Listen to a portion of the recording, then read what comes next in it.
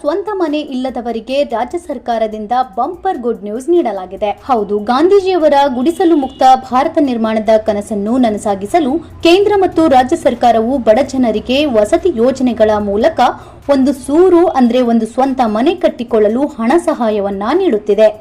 ಇದೀಗ ಇದೇ ನಿಟ್ಟಿನಲ್ಲಿ ಮನೆ ಕಟ್ಟಿಕೊಳ್ಳಲು ನೀಡುತ್ತಿದ್ದ ಸಬ್ಸಿಡಿ ಹಣವನ್ನು ಗಣನೀಯವಾಗಿ ಹೆಚ್ಚಳ ಮಾಡಲಾಗಿದೆ. ಬನ್ನಿ, ಸಬ್ಸಿಡಿ ಹಣವನ್ನ ಯಾವ ವರ್ಗದವರಿಗೆ, ಯಾವ ಪಂಗಡದವರಿಗೆ, ಎಷ್ಟರಿಂದ ಎಷ್ಟರವರೆಗೆ ಹೆಚ್ಚಿಗೆ ಮಾಡಲಾಗಿದೆ ಎಂಬ ಸಂಪೂರ್ಣ ಮಾಹಿತಿಯನ್ನು ಈ ವಿಡಿಯೋದಲ್ಲಿ ನೋಡೋಣ. ಅದಕ್ಕಿಂತ ಮುಂಚೆ ನಿಮಗೂ ಒಂದು ಸ್ವಂತ ಮನೆ ಬೇಕು ಎಂಬ ಕನಸಿದ್ದರೆ ಈಗಲೇ ಈ ವಿಡಿಯೋನ ಲೈಕ್ ಮಾಡಿ.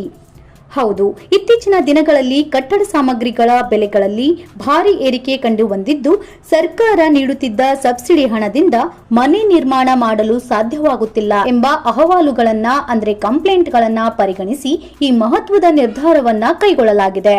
ಇದು ಗೃಹ ನಿರ್ಮಾಣದ ಗುರಿಯನ್ನ ಸಾಧಿಸಲು ಬಡ ಕುಟುಂಬಗಳಿಗೆ ಮಹತ್ವದ ನೆರವು ಒದಗಿಸಲಿದೆ.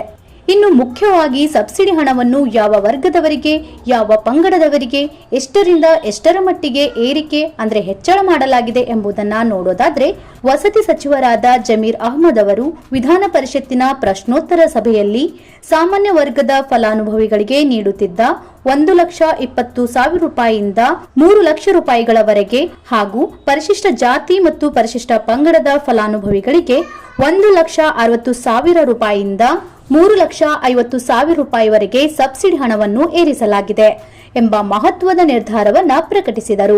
ಇನ್ನು ಈ ಹೆಚ್ಚಳದೊಂದಿಗೆ ಸರ್ಕಾರ ಬಡ ಕುಟುಂಬಗಳ ಆರ್ಥಿಕ ತೊಂದರೆಗಳನ್ನು ಪರಿಹರಿಸಲು ಗಂಭೀರ ಕ್ರಮ ಕೈಗೊಂಡಿದೆ. ಈ ಹೊಸ ಸಬ್ಸಿಡಿ ದರಗಳಿಂದ ಬಡವರಿಗೆ ಗುಣಮಟ್ಟದ ಮನೆಗಳನ್ನ ನಿರ್ಮಿಸಲು ಹೆಚ್ಚಿನ ಅನುಕೂಲವಾಗಲಿದೆ.